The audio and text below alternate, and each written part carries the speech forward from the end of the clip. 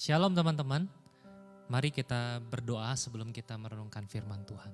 Ya Tuhan, terima kasih buat kesempatan yang Kau berikan bagi kami untuk bisa tetap beribadah meskipun kami tidak bisa langsung datang di rumah-Mu Tuhan. Tapi kami percaya Tuhan, Engkau juga hadir di tengah-tengah kami di dalam ibadah live ini Tuhan. Kiranya Tuhan yang menuntun agar kami semua bolehlah mengerti kebenaran firman-Mu. Kami semua boleh diberkati oleh kebenaran firman-Mu. Dan kami boleh menjadi pelaku firman Tuhan yang setia. Inilah doa kami Tuhan, biarlah Roh Kudus-Mu bekerja menjamah setiap kami yang mengikuti ibadah ini. Dimanapun kami berada, di dalam nama Tuhan Yesus kami berdoa. Amin. Teman-teman, kita akan merenungkan satu tema pada hari ini, yaitu God is my hiding place. Saya akan membacakan satu Mazmur buat teman-teman, yaitu Mazmur 27. Biarlah teman-teman bisa menyimak dari rumah masing-masing. Aman dalam perlindungan Allah, dari Daud. Tuhan adalah terangku dan keselamatanku. Kepada siapakah aku harus takut? Tuhan adalah benteng hidupku. Terhadap siapakah aku harus gemetar? Ketika penjahat-penjahat menyerang aku untuk memakan dagingku, yakni semua lawanku dan musuhku, mereka sendirilah yang tergerincir dan jatuh. Sekalipun tentara berkemah mengepung aku, tidak takut hatiku. Sekalipun timbul peperangan melawan aku, dalam hal ini pun aku tetap percaya.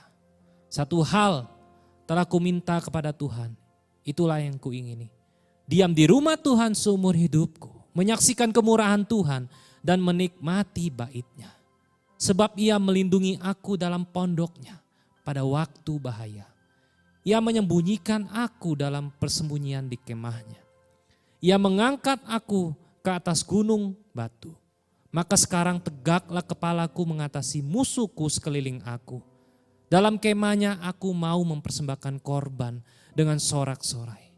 Aku mau menyanyi dan bermazmur bagi Tuhan. Dengarlah Tuhan seruan yang kusampaikan. Kasihanilah aku dan jawablah aku. Hatiku mengikuti firman-Mu, carilah wajah-Ku. Maka wajah-Mu ku cari ya Tuhan. Janganlah menyembunyikan wajah-Mu kepadaku. Janganlah menolak hamba-Mu ini dengan murka. Engkaulah pertolonganku. Janganlah membuang aku dan janganlah meninggalkan aku. Ya Allah penyelamatku. Sekalipun ayahku dan ibuku meninggalkan aku, namun Tuhan mengangkat aku. Tunjukkanlah jalan-Mu kepadaku ya Tuhan. Dan tuntunlah aku di jalan yang rata. Oleh sebab seteruku. Janganlah menyerahkan aku kepada nafsu lawanku. Sebab telah bangkit menyerang aku saksi-saksi dusta dan orang-orang yang bernafaskan kelaliman. Sesungguhnya aku percaya akan melihat kebaikan Tuhan di negeri orang-orang yang hidup. Nantikanlah Tuhan, kuatkanlah dan teguhkanlah hatimu. Ya, nantikanlah Tuhan. Teman-teman semua, tidak berlebihan kalau seandainya kita katakan saat ini seluruh dunia sedang tergoncang karena COVID-19. Apalagi ditambah dengan banyaknya berita hoax yang beredar, membuat banyak orang itu semakin takut dan khawatir. Puji Tuhan pemerintah kita sudah berusaha dengan keras untuk mengatasi persoalan berkaitan dengan pandemi ini. Jadi teman-teman, mari saya mengajak kita luangkan waktu setiap hari untuk mendoakan pemerintah kita agar dapat mengatasi masalah corona ini dengan baik. Doakan agar Indonesia dapat segera pulih juga dari wabah corona. Bagian kita apa sebagai anak-anak remaja? Bagian kita adalah kita tetap mengikuti arahan untuk melakukan social distancing serta menjaga kebersihan. Sedapat-dapatnya stay at home. Tapi kalau teman-teman harus pergi keluar karena satu hal yang urgent, jangan lupa untuk pakai masker. Dan yang terpenting juga jangan menyebarkan berita-berita yang tidak benar, yang belum terbukti kebenarannya. Dengan melakukan hal-hal sederhana ini teman-teman, sebenarnya teman-teman semua sudah ikut ambil bagian membantu pemerintah mengatasi corona. Jadi bagi teman-teman yang mungkin saat ini sudah merasa bosan, di rumah terus 24 jam bosan. Mungkin di antara teman-teman ada yang capek karena tugas yang begitu menumpuk. Saya mau pesan ke teman-teman, sabar. Sabar. Kenapa? Karena sebenarnya saat ini kalian sedang ambil bagian dalam pergerakan penting di negara ini untuk melawan corona. Kalian sedang melakukan hal yang baik dari rumah. Jadi bagi saya secara pribadi, saya bangga kepada teman-teman yang tetap setia stay at home.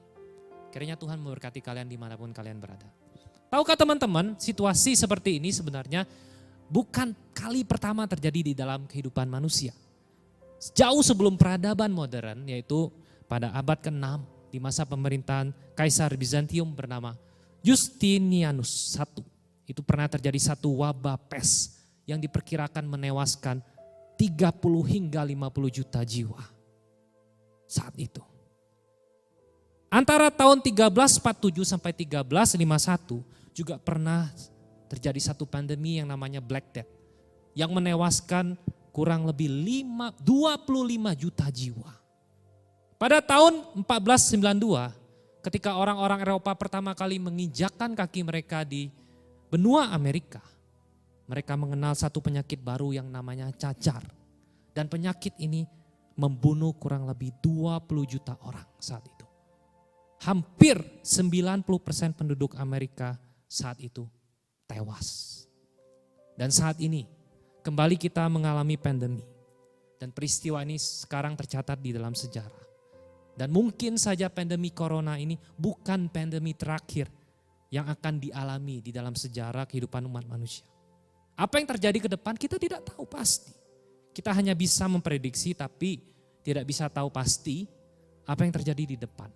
Dan peristiwa ini harusnya teman-teman membuat kita sadar kita ini makhluk yang lemah, terbatas.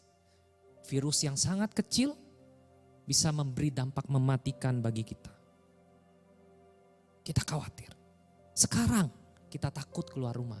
Sekarang ketika ada orang yang bersin atau batuk di sekitar kita, kita jadi khawatir. Jangan-jangan dia corona. Kita takut. Kenapa? Karena virus itu tidak bisa kita lihat dengan mata. Virus itu bisa ada di mana saja. Dan virus itu tidak memandang harta, tidak memandang kedudukan, tidak memandang usia, tidak memandang apapun. Menularkan siapa saja yang bisa ditularkan. Itulah mengapa semua orang saat ini, tua muda, besar kecil, apapun jabatan mereka, semua merasa ketakutan. Nah, pertanyaannya adalah apakah setelah wabah ini berakhir, masalah kita juga akan berakhir, teman-teman? Tentu tidak. Pasti nanti ada pergumulan yang lain yang akan kita hadapi. Dan selama kita hidup, pasti kita akan mengalami yang namanya tantangan. Di dalam hidup ini ada sukacita. Ada juga duka cita. Dan itu semua sebenarnya adalah satu hal yang normal. Semua orang pasti mengalaminya. Bukan kita sendiri yang mengalaminya. Jadi jangan merasa saya orang paling menderita di dunia. Semua orang mengalami tantangan di dunia ini. Bukan cuma kalian, bukan cuma saya. Hanya saja pergumulan setiap orang itu berbeda-beda. Tingkat kesulitannya beda, masalahnya juga berbeda. Ketahanan tiap orang untuk menghadapi masalah juga beda-beda. Dan respon orang terhadap masalah dan cara mereka menyelesaikan masalah juga berbeda-beda, teman-teman. Satu masalah yang menurut si A itu masalah kecil, tapi bagi si B bisa jadi itu masalah besar. Sebaliknya satu masalah yang menurut si B, oh itu kecil, bagi si A bisa jadi itu masalah yang besar. Jadi jangan meremehkan masalah orang lain hanya karena masalah tersebut bagi kita adalah masalah yang kecil. Mungkin bagi kita kecil, tapi bagi orang lain belum tentu. Orang yang dewasa imannya dapat menghargai pergumulan orang lain tanpa membanding-bandingkan dengan dirinya sendiri. Tahukah teman-teman, pergumulan itu sebenarnya seperti sepatu. Setiap sepatu memiliki ukuran yang berbeda-beda, ukuran masing-masing. Dan tidak ada satu ukuran yang sama untuk semua kaki, betul? Nah, demikianlah dengan masalah. Setiap orang memiliki ukuran sepatunya masing-masing yang pas untuk dirinya. Berita baiknya adalah Tuhan pasti akan memberikan pergumulan yang tepat untuk orang yang tepat dan pada waktu yang tepat. Tujuannya apa? Tujuannya adalah agar kita itu semakin dewasa di dalam iman dan pengenalan kita akan Dia, teman-teman. Itulah tujuannya. Tujuannya adalah agar kita bertumbuh. Itulah mengapa firman Tuhan berkata, Tuhan tidak akan mengizinkan pencobaan melebihi batas kekuatan kita. Dan kalau Ia izinkan satu pencobaan, Ia juga akan memberikan jalan keluar kepada setiap kita. Amin.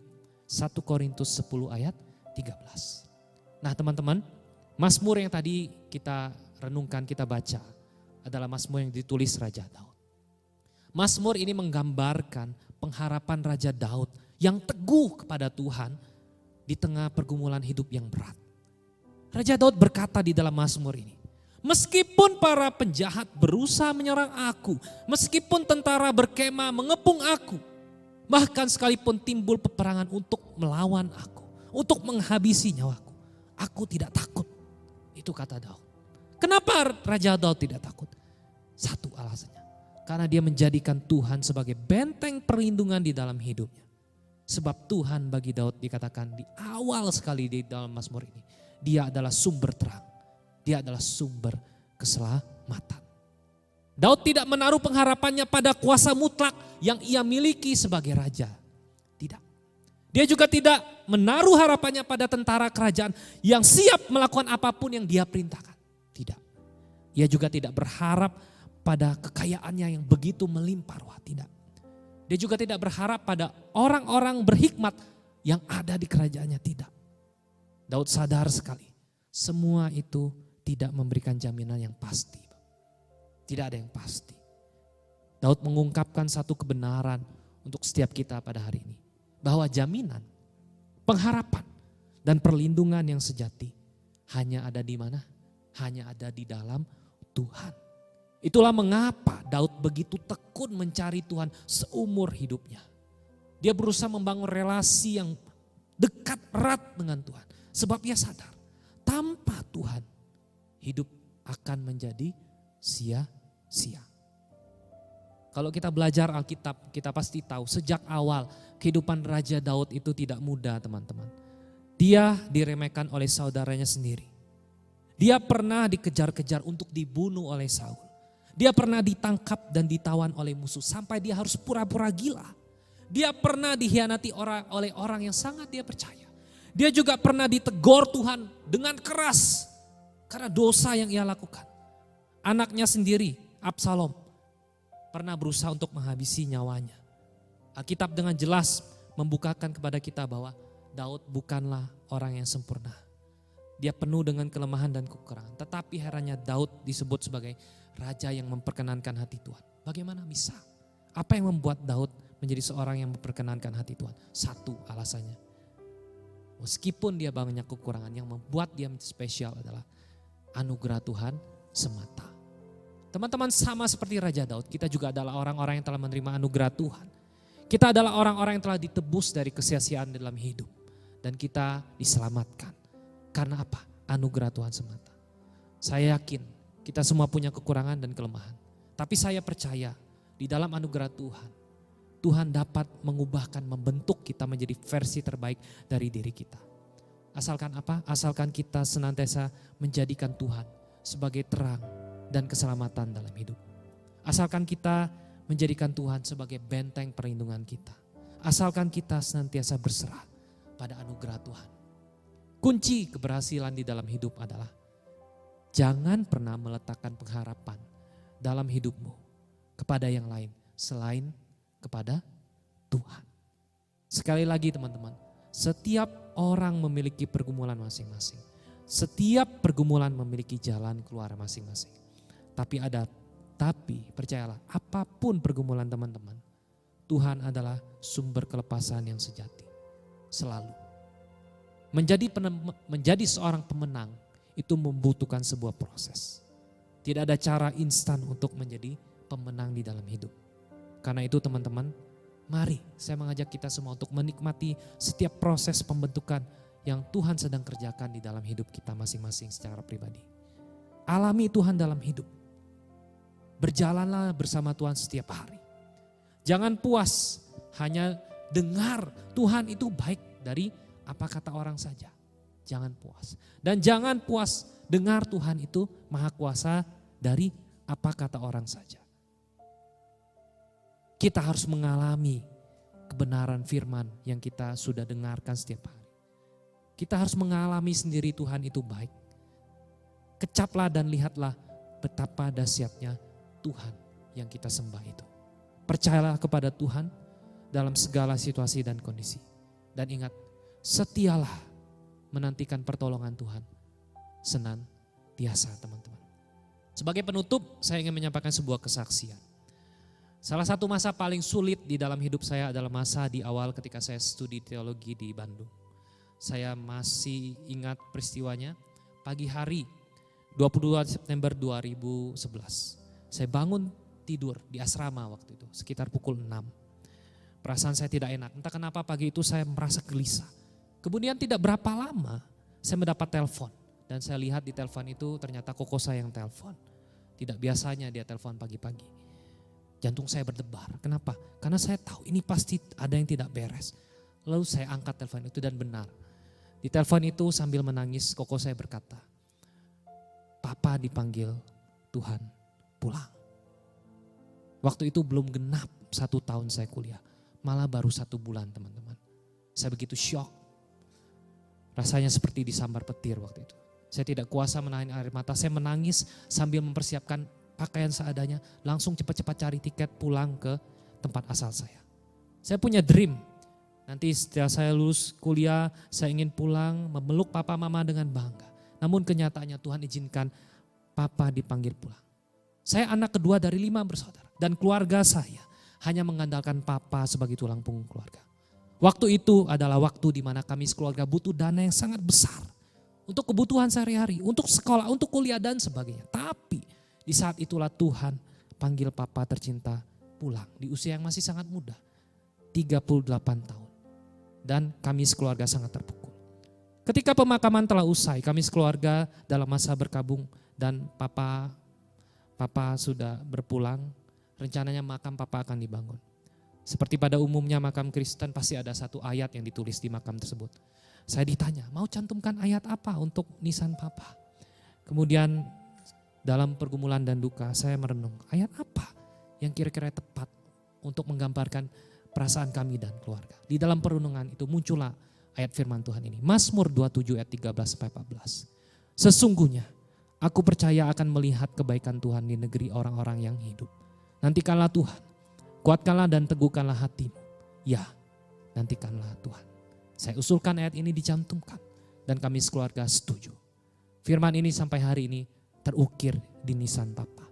Dan firman ini menggambarkan iman saya dan keluarga bahwa cara terbaik untuk menjalani hidup adalah dengan tetap percaya dan menantikan pertolongan Tuhan itu dengan setia dalam segala keadaan. Meskipun segala sesuatu berjalan tidak sesuai dengan harapan, kita harus tetap menguatkan dan meneguhkan hati kita untuk tetap percaya pada Tuhan. Meskipun kita tidak tahu apa yang terjadi di depan. Dan apa maksud Tuhan di balik segala peristiwa yang Dia izinkan terjadi dalam hidup kita. Pesan saya satu, jangan kehilangan iman dan percaya kita kepada Tuhan. Ya, nantikanlah Tuhan. Ia pasti memberikan pertolongan tepat pada waktunya. Dia yang tidak menyayangkan harta yang paling berharga, yaitu putranya yang tunggal. Diberikan untuk keselamatan kita. Bagaimana mungkin Ia tidak merancangkan kebaikan untuk setiap kita tiap hari. Jadikanlah Tuhan sebagai satu-satunya sumber pertolongan, pengharapan di dalam hidup kita. Sebab Dialah satu-satunya tempat perlindungan yang teguh. Amin. Mari kita berdoa. Tuhan, kiranya sungguh kebenaran firman ini mengubahkan kehidupan kami. Kami rindu Tuhan memberikan kekuatan dan pengharapan. Biarlah setiap kami boleh menjadi saluran berkat dimanapun kami berada. Biarlah Tuhan sungguh menjadi satu-satunya tempat perlindungan, kota benteng kami, keselamatan kami. Janganlah kami berharap pada manusia, pada kekayaan kami, pada kepintaran kami. Tapi kami mau menyerahkan seluruh hidup kami hanya kepada Tuhan. Inilah diri kami Tuhan. Kami persembahkan kepadamu. Engkau adalah satu-satunya tempat perlindungan, gunung batu yang kokoh. Tidak ada yang lain. Di dalam nama Yesus Tuhan dan Juru Selamat kami yang hidup, kami berdoa. Amin.